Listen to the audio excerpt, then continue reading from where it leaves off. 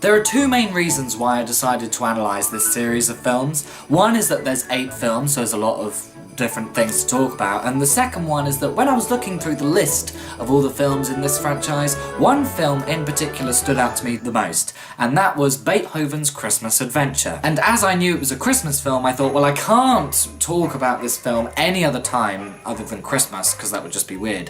So I shifted this whole series towards Christmas time, just so this film wouldn't feel out of place when I uploaded it. So I'm not saying I had high hopes when going into this film, I'm just saying it had a little more meaning to me personally, rather than the other films. So, Beethoven's Christmas Adventure came out in 2011, 3 years after the previous, dare I even call it, a film. The story follows Universal's ideological paradox set up by Beethoven's Big Break, in which the Beethoven franchise has been an incredible worldwide success. We come away from Eddie and Billy just like Beethoven's Third with the original Newtons, and I'm actually glad about this because I did not want to spend a second longer in that movie studio where Beethoven's Big Break. Oh my god. So instead of Billy and Eddie, we follow Mason and his mum, Christine. Christine is responsible for Beethoven as he's starring in this TV advert for this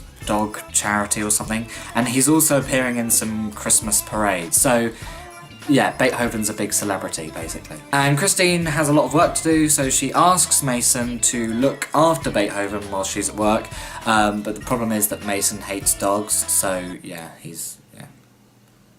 poor Mason. Now, Mason bumps into Henry, a Christmas elf, who has accidentally flown Santa's sleigh too early. He's accidentally dropped Santa's toy bag out of the sleigh, and he's fallen out of the sleigh himself. So Mason decides to help this elf named Henry to find Santa's toy bag before Christmas morning.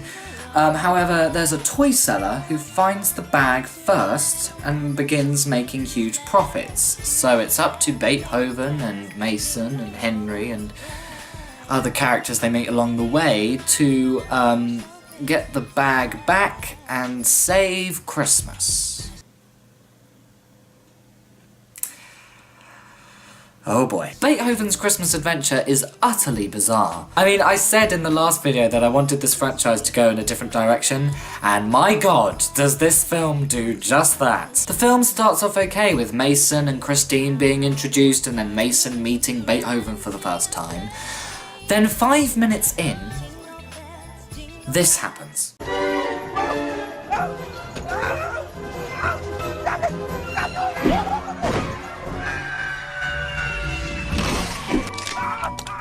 And the story continues on from there. There's this point where Henry licks a special candy cane, which enables him to talk to Beethoven.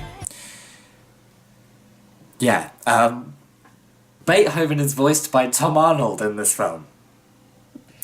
Oh my god, it's so funnily weird. This effect is only a plot device, as it has no impact whatsoever on any of the characters. It's just such a weird thing to do. It doesn't add anything. Unintentionally, I think Universal played in with this idea of price discrimination, where the antagonist takes all the toys from all the local toy stores and then sells them at a much higher price, so people are more desperate to buy it in his store. There's a hell of a lot of padding in this film. There's a whole section where Beethoven explains how burps and farts happen. You get these points where characters like Mason talk to themselves as a result of the script needing them to say something in order to progress the plot. This is a common issue seen in badly made films and well-made films, but well-made films do it so that the audience doesn't notice that the characters are talking to themselves, and it makes it look like Mason has no friends. There are some other things wrong with this film. For example, if Beethoven is such a huge worldwide star, and I tell you everyone, every character Beethoven passes says, "Oh look, Beethoven," then why wouldn't he have someone especially hired to look after him, like Eddie, rather than just rely on Mason? I'm not saying that Eddie should have been in this film, just that he could have had a cameo, and no, passing Beethoven on to Christine whilst he has some other job to do. It just might make a bit more sense, because otherwise you've got this huge worldwide celebrity wandering around with this irresponsible teenager looking after him. The music is by Chris Bacon. Beethoven's theme was included once, right at the end. That was disappointing. On Rotten Tomatoes, the Tomatometer is not available for top critics or all critics.